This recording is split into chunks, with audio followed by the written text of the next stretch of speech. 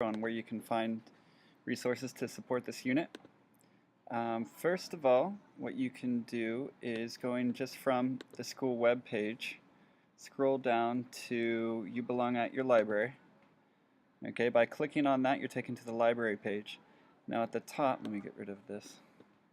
At the top, and this will all be review for your students. They should have an idea of how to do this, but just in case some of the new ones, and it's not like they got to see it a whole lot last year. Click on Research Databases. Okay. Now, when you do that, you'll be prompted for a password. Okay. This is the password, NISCLib. And the reason we do that is because we're hiding it from Google spiders, and we have several $1,000s worth of information here. Now, for migration, the 3 databases that I recommend for you are this one, Britannica School Edition, PebbleGo for your emergent readers, the kids that are reading a bit below grade level, and BrainPop. Okay. Now with Britannica, what's nice is you can go to elementary. Okay.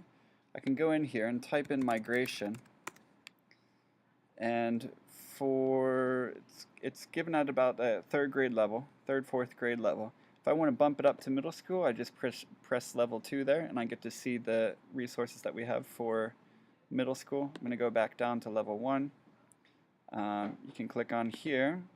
Then there on the left, we had all the content types. Now this is nice. They've completely changed their interface.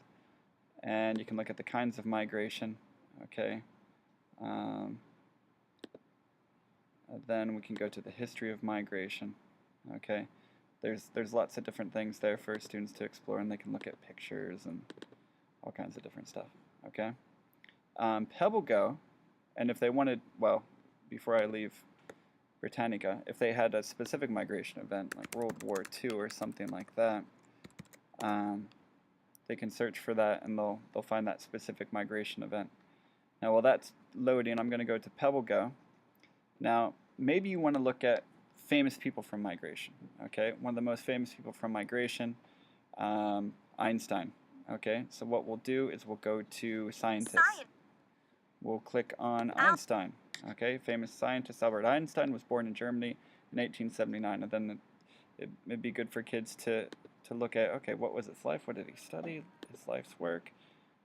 Okay.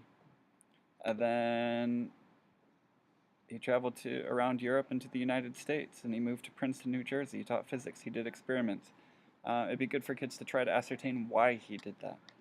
Okay, what was the opportunity that presented itself for him? And also the push factors too. Then BrainPop is the other one. Okay, you want to log in, password NISCLib again. Okay, login and password both NISCLib. I'm going to press go.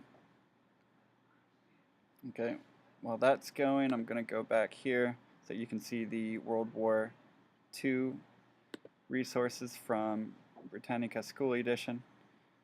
Okay.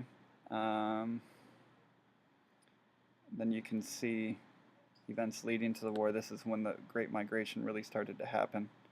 You can press play to have it read aloud. Japan, Italy, and Germany all committed warlike acts in the 1930s. Okay, that's good for the EAL students, which almost all of our students are. Okay, here I can go to migration, okay, if I want to. Now, BrainPop is great because it has this little cartoon robot and boy that explain these concepts, which make it phenomenal for learning for students. They get totally hooked into it.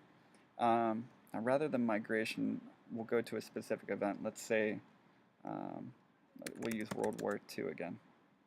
Okay, we'll go to search. We'll see what comes up. Okay, 26 different topics.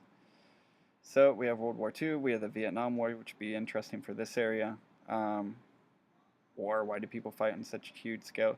So once students are really ready to start researching, these sources will be good for them to look at their specific interests. Hopefully the books that I gave you will be good for students to kind of tune in and to see what the factors are for for migration, to push people out of an area and also to pull people into an area. Now, if you have any questions, I'd be more than happy to do this with your students. But hopefully this helps you a little bit. Okay. Thank you. Bye-bye.